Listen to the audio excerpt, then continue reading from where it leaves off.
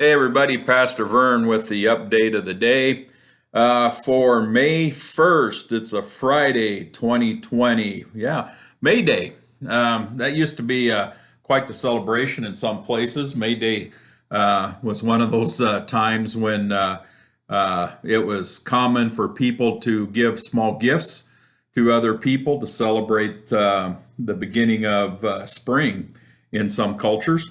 And so today is May Day. We are moved into a new month. Um, we are one day closer to being back together again. All right. Well, yeah, as we've been going through our process here lately, we've been working on churchy words. Um, I'm going to, I had one picked out for today, and it kind of turned out not to be the, um, maybe the greatest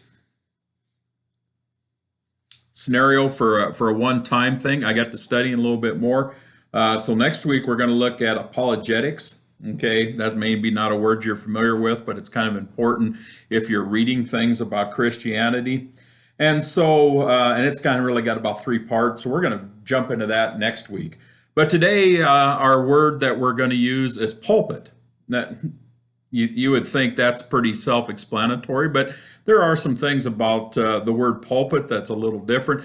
It's not something we use outside the church very often, even though that same pulpit type feeling is in a lot of lecture halls, places where they have speeches, they use a lectern or so on. And the pulpit was originally a place that would draw attention to the preaching of the word. It was the place where the pastor stood when he preached. It was kind of a place of authority. It was a place to direct your attention. There's some practical things about the pulpit. It holds the pastor's notes, the hymnal, a mic, whatever it may be. The Greek word for it is ambo, and that refers to an elevated place on the floor. That's really the base where there's an altar area. In older churches, a lot of them that we are familiar with. Now, our churches are a little bit unique in the way our pulpit is set up.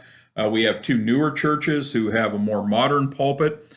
The pulpits in many churches were raised very high for the pastor to preach from, maybe a place of authority, or maybe getting a little closer to God, some folks would say. And a lot of pulpits in older churches were kind of a wraparound thing, almost a cubicle. And there was a couple of reasons for that. And one of them was that it was that place designated as something special that needed to be protected, almost an altar type area.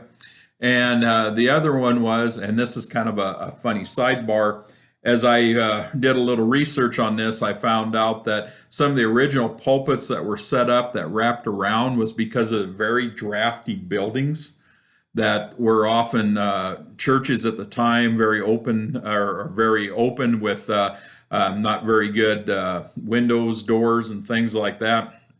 And it kind of protected the preacher a little bit from the airflows and the chill in the building. So that's kind of a little sidebar of that.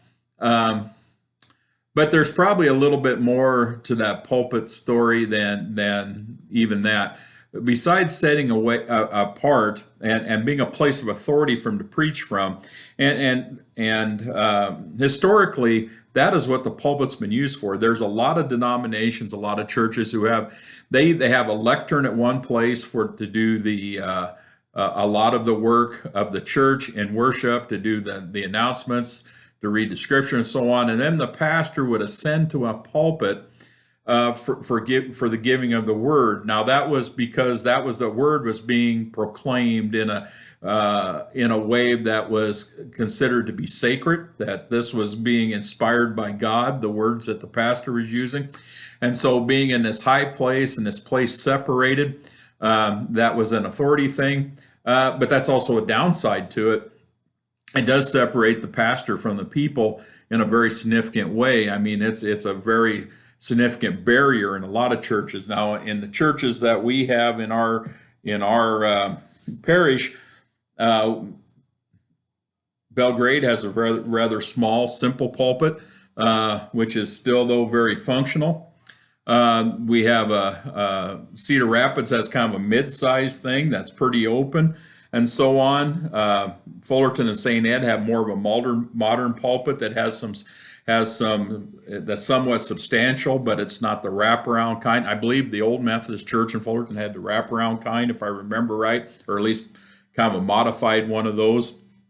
And so it's it has to do with the authority of preaching the word. I don't choose to preach behind the pulpit very often, and that's a personal choice for a couple of reasons. One of them is I do like to be down closer to the people, and the other one is I find it difficult to stand in one place for long periods of time because I become physically uncomfortable doing that. And the other part of that word pulpit has to do with an assignment to a certain place. Now, I've heard this term before, especially when we're having a little bit of a disagreement about how we're supposed to go with something in the church, and I'll have somebody will say, well, it's your pulpit. Well, it's not my pulpit, it's God's pulpit. He's just allowing me to use it for a while. But you see that sometimes that is set up to be a scenario where it's a description of a location or a job that someone might have as being a member of the clergy and having the ability to preach and the ability to have that authority to do that. All right. Well, that's what we're a little bit about pulpits. Something that we don't do very often is talk about something like that. But it's kind of a word that's unique to churches. Once in a while, we hear it used in politics also. And see how that blends together. It's good to see you all today. Take care of each other. Remember the food truck in Albion on Saturday morning, 9 o'clock at the Casey's building on the fairgrounds. For those of you who could use a little boost that way. Also, is there anything that, if there's anything that we need to know, please let me know. Email me, call me, text me, message me. Lots of ways to get a hold of me. And we are still working on how we are going to move forward. So keep that in mind. Take good care of yourselves. Take good care of each other the best you can. And be a blessing to someone today. Talk to you later. Bye.